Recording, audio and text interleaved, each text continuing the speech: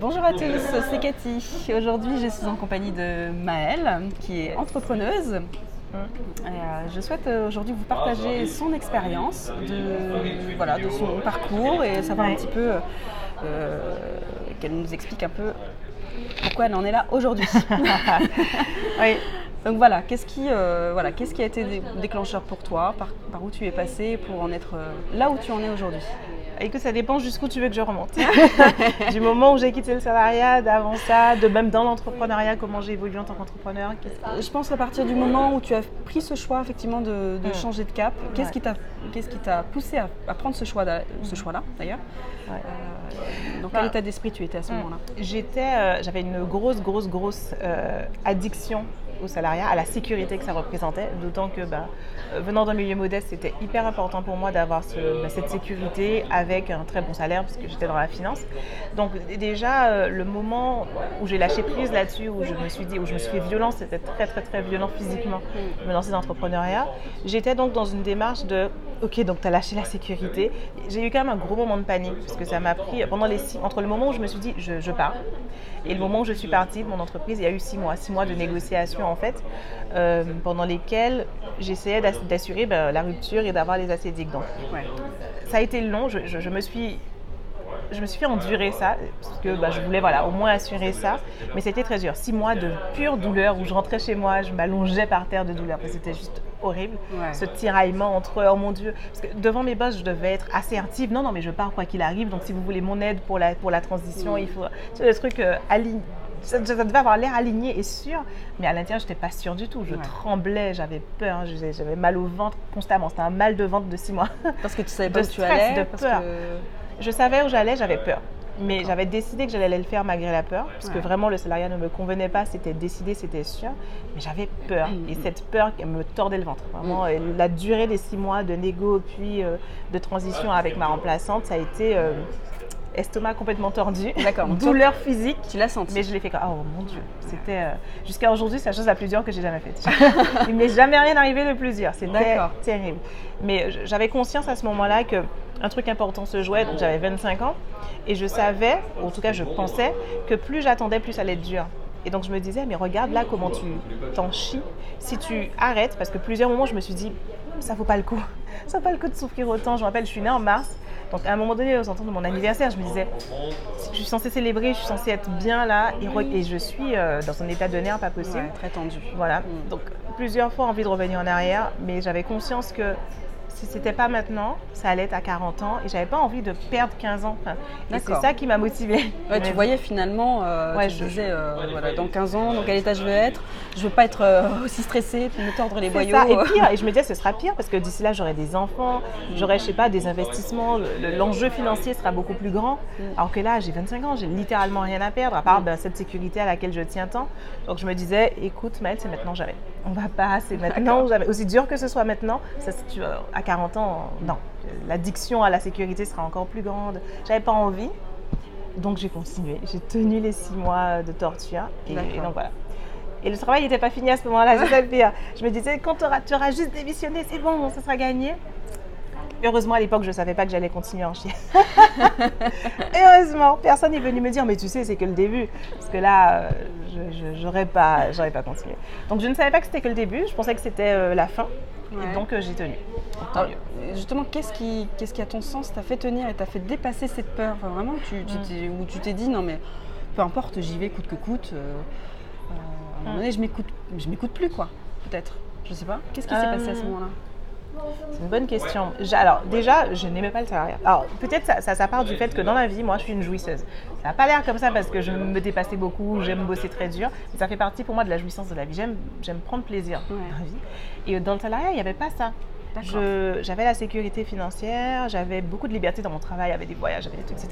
Le job était super, mais j'étais pas épanouie. Et je le ressentais vraiment. Vraiment, je le ressentais dans ma chair que putain, je me faisais chier. Et je sais pas pourquoi, mais contrairement à beaucoup de mes collègues, à aucun moment je me suis dit que c'était normal d'avoir hâte qu'on soit vendredi. Je dis, mais c'est pas une vie. C'est pas normal du tout. Peut-être par rapport à mon enfance aussi, j'avais tellement hâte d'être salariée. Parce que pour moi, ça n'a jamais été une fin. Au contraire, c'était le début de la sécurité. Toute mon adolescence a été tellement marquée par l'insécurité de tout ce qu'on a vécu avec ma mère et ma sœur. C'était vraiment très, très, très compliqué après la séparation de mes parents. Donc, moi, j'avais hâte d'être salariée. Je voyais ça comme le début de la vraie vie où j'ai enfin mon argent, ma sécurité. Et de réaliser que, voilà, l'indépendance, pour moi, c'était l'indépendance. Voilà. De réaliser que, en fait, non, c'était pas épanouissant, que je me sentais opprimée, que je me sentais coincée. Ça a été suffisamment dur, du coup, pour que ça me donne la force de tenir. Et surtout, comme j'avais un job assez idéal, parce que vu que j'ai toujours été une jouisseuse, j'allais pas chercher un job chiant. J'avais vraiment pas, je voulais ma sécurité, mais j'avais pas non plus la mentalité je vais prendre n'importe quel job. J'avais mes critères parce que je voulais aimer ma vie, donc j'ai cherché un job sympa. Mon job était génial, il était très bien payé, donc j'avais pas ce truc de mais ma paye elle est trop basse. Donc si je me disais pas si je gagne 200 € de plus, ça ira mieux. Je savais que le problème était ailleurs. Donc oui, tout ça. Et je me suis projetée dans l'avenir aussi. Alors plus tard, j'ai su que c'était un outil de développement personnel qu'on fait les gens faire. Donc je me suis dit, voilà, j'ai eu l'idée spontanément, tant mieux. Je me disais, dans le meilleur des cas, en restant salariée, donc mettons, je me disais à 45-50 ans, dans le meilleur des cas, je suis, mettons, COO d'une grosse boîte. J'habite à New York, qui à l'époque était ma ville de rêve. J'ai un super appart au sommet d'un building. J'ai vraiment imaginé le meilleur scénario. Et je me suis dit, le meilleur scénario, en fait, quand je me projette, il ne me fait pas kiffer. Je me suis dit, même dans le meilleur scénario, je me voyais, en fait, j'ai vraiment une vision, moi, à 45 ans, devant mon bureau. J'imaginais, tu sais, un putain de bureau de CEO, truc grand, fenêtre vitrée. Vraiment, j'imaginais le meilleur scénario. Et je regarde et je me disais, et je me visualisais me demandant, mais qu'est-ce qui aurait été possible si? Et ce et si que je m'imaginais avoir à 45 ans, à 50, à 60, je me suis dit, en fait, je peux pas. Et par contre, quand j'imaginais le meilleur scénario de quand je pars, il n'y avait pas de et si, mais et si j'étais restée salariée. Et même quand j'imaginais le pire scénario de si je pars, qui était ça marche pas. Finalement, le pire scénario, c'est ça, c'est j'échoue et je dois repartir à zéro ou retrouver un job dans le salariat. Je me disais, je serais humiliée. Mais c'est juste ça en fait. À part l'humiliation, la blessure d'ego, c'était le seul risque littéralement. Donc là, je me suis dit, ok, en fait, c'est dur. Ça n'a pas, le fait de savoir ça n'a pas enlevé la peur, n'a pas rendu ça facile, mais ça a rendu ça sûr, ça a clarifié. Je me suis dit, ok, donc en fait, c'est ce que je dois faire. C'est dur, c'est horrible, je vais en chier. J'en chie littéralement, mais c'est ça que je dois faire. Ça, au moins, c'était sûr. Donc en fait, de ce que je comprends, il faut presque en chier à un moment donné, passer par un choix très difficile. Tout le monde n'en chie pas apparemment. Mon addiction à la sécurité était telle que je pense que ça a rendu ça plus dur pour moi. Entre-temps, j'ai rencontré des gens qui ont démissionné et pour qui, une fois la décision prise, c'était facile. Alors que moi, même quand j'avais décidé, c'était encore dur puisque c'est décidé, mais ça reste effrayant. Je veux dire, j'ai décidé de sauter, je sais pas moi, d'un avion en parachute. Je veux dire, c'est décidé. N'empêche, devant le vide, c'est une autre histoire. C'est ça, voilà, c'était vraiment ça. Même si derrière, finalement, on prend plaisir, sur le moment, sur le coup, on a un peu peur de sauter. Exactement. Donc, donc, ce que je comprends, effectivement, tu es passé par cette peur-là où tu savais pas, tu avais peur de sauter, mais tu savais que derrière, il n'y avait pas de pire scénario. Voilà. Le pire, c'est que je suis humiliée. Bon, voilà. Ok. C'est ça, vraiment, j'avais rien à perdre. Oh oui, je suis humiliée, mes économies sont vidées. Voilà, mais bon, je me suis dit au pire, j'avais 25 ans à ce moment-là aussi, ça a aidé beaucoup. C'est pour ça que je me disais c'est maintenant ou jamais, parce que je me disais au pire, dans 2 ans, c'est fini, j'ai plus aucune économie, j'ai échoué, etc. Bon, j'ai 27 ans, enfin, pas... Toi, il y avait l'âge qui te rassurait, voilà, la situation. C'est ça. Et c'est aussi pour ça que je me disais, mais en fait, à 45 ans, ce sera tellement plus dur parce que tu commences à être stressée par l'âge. Et je me disais, je ne me sens pas, je ne sais pas en fait à aujourd'hui si je serais capable. Parce que j'avais un ego très fort. L'ego, pas au sens ego Kanye West, mais l'ego, tu sais, tout ce qui est sécurité, attachement au matériel et tout ça. Voilà, j'étais très, très, très dans l'ego. Et je me suis dit, c'est pire en fait quand plus les années passent, pire c'est en fait. Tous ces attachements au matériel. Je me suis dit, là, c'est à 25 ans, c'est si dur, mais je ne peux pas imaginer à 45-50 ans avec un salaire 10 fois supérieur, je ne vais pas pouvoir le faire en fait. Un gros sentiment d'insécurité effectivement qui te faisait prendre ces choix-là. C'est ça, exactement. D'accord, donc finalement tu as sauté le pas, alors avec du temps visiblement, ces peurs-là ne t'ont pas trop lâché, mais tu y as été quand même, tu as foncé vers cette vision-là de te dire, il n'y a pas de pire scénario finalement, tout ce que je sais c'est que ma vie d'avant ne me convient pas, je ne suis pas épanouie, je dois faire autre chose. c'est ça. Et du coup, comment tu t'y es pris? Tu t'es fait aider? Qu'est-ce qui Non, j'ai fait l'erreur. Comme je te disais à l'époque, j'étais beaucoup dans l'ego. Alors là, c'est la version Kanye West de mon ego. J'ai quitté mon travail, c'était mi-2014. Cette transition, c'était la première moitié de 2014. J'ai fini par me faire aider, littéralement acheter ma première formation et aller chercher de l'aide des gens qui savent, fin 2016. D'accord, donc 2 ans après, quoi. Entre-temps, du coup, comme je n'étais pas aidée, j'avais aucune direction, tout était complètement flou. Les 6 mois d'après avoir quitté mon entreprise, on peut grosso modo dire que j'ai rien fait. Je faisais des trucs, mais c'était flou, c'était vague, je ne savais pas ce que j'allais faire, ce que j'allais créer. Et je me sevrais en fait, je vois ça comme une période de sevrage, de l'addiction au salariat, à me sentir nulle par rapport à tous mes autres potes qui étaient encore dans leur carrière et qui vivaient des choses de carrière, alors que moi j'avais le vide.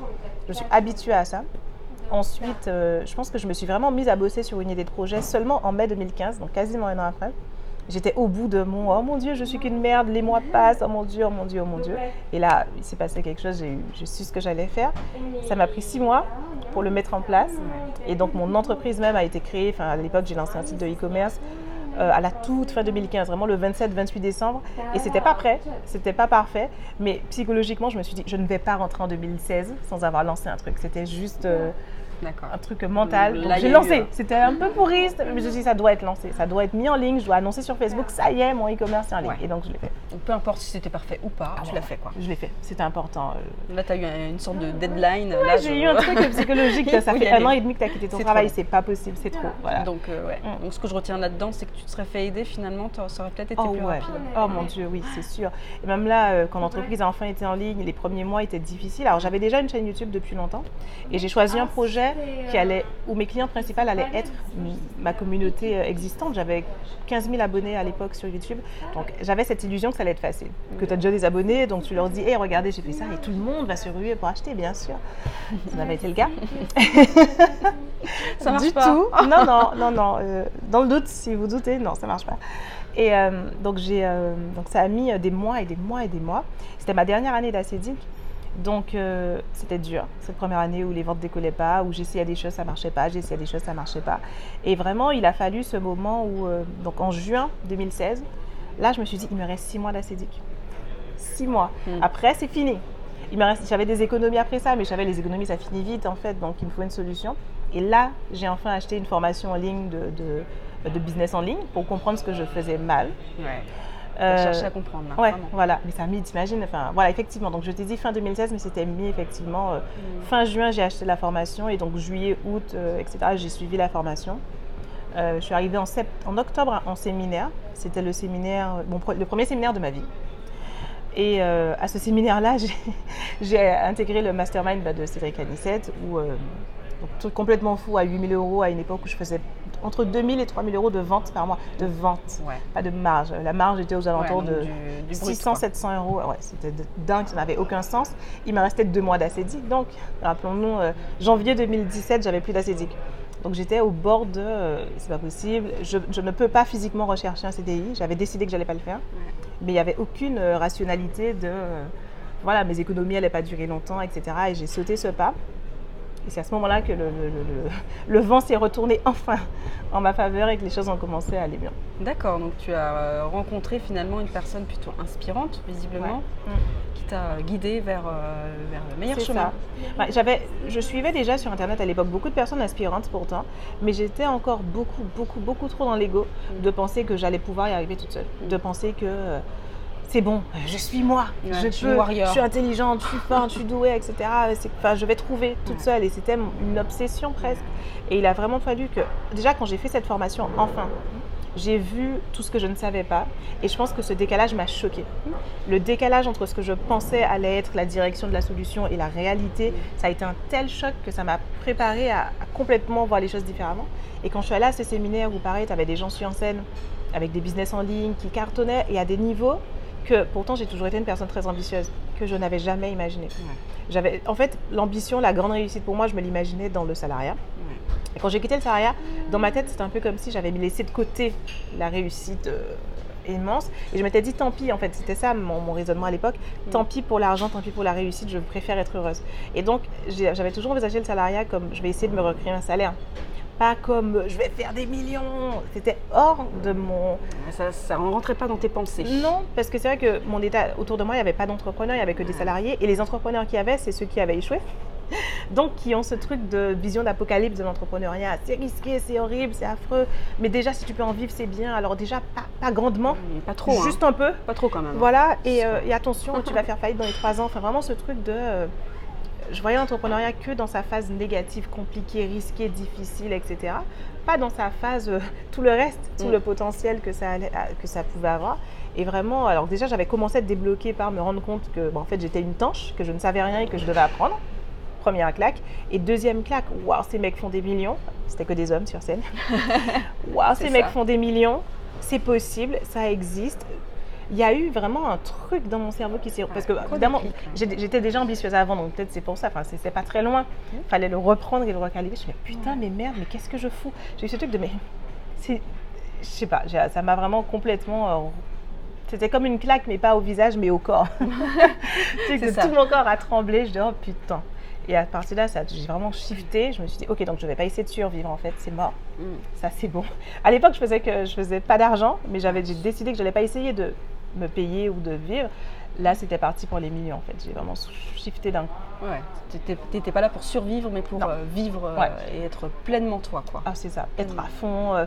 J'ai eu ce truc tout de suite de, je ne sais pas encore exactement tout ce qui sera nécessaire de faire. Mais quoi qu'il arrive, je vais faire ce qui sera nécessaire. Ça s'est fait d'un coup, ça s'est mis en place de je vais faire exactement tout ce qu'il faudra. Je m'en fous, je ne sais pas ce qu'on va me demander de faire, je vais le faire. C'était sûr et certain que j'allais reculer devant rien, ça s'est soudé à ce moment-là et depuis, ça a continué. C'est l'entrepreneuriat, ça ne devient pas facile comme ça parce que cool, j'ai été débloquée. Non, ça reste difficile, mais la résolution de je vais faire ce qu'il faudra, quoi qu'il arrive et à tout prix, c'est ma vie, ça y est, j'ai choisi. Ça m'a sorti aussi de ce truc, je vais retrouver un taf ou pas, qu'est-ce que je vais devenir, cette incertitude. À ce moment-là, c'était, mais en fait, je suis entrepreneur. C'est réglé. C'est réglé à ce moment-là. Je suis entrepreneur et je vais faire tout ce qu'il faudra et voilà. Ouais, je suis comme ces hommes là qui passent sur scène, plein de testostérone, mais en tant que femme. Là. C'est exact. C'est marrant que tu dis ça parce qu'il y a eu une séance en particulier, parce que du coup, j'avais rencontré par hasard 2-3 connaissances à ce séminaire. Et il y a eu une séance en particulier, on est sortis. Et on se dit, alors, t'as pensé quoi, machin? Et je leur ai dit, littéralement, j'ai changé. Je suis différente. Donc, je dis, on est rentrés là, tout ensemble, il y a 1 heure. Je ne suis plus la même. Ils disaient, oh, ça va, Maëlle, t'exagères. Et moi, je disais, non, non. Et je sentais, j'avais les genoux qui tremblaient, j'étais fébrile. Je me suis sentie physiquement différente.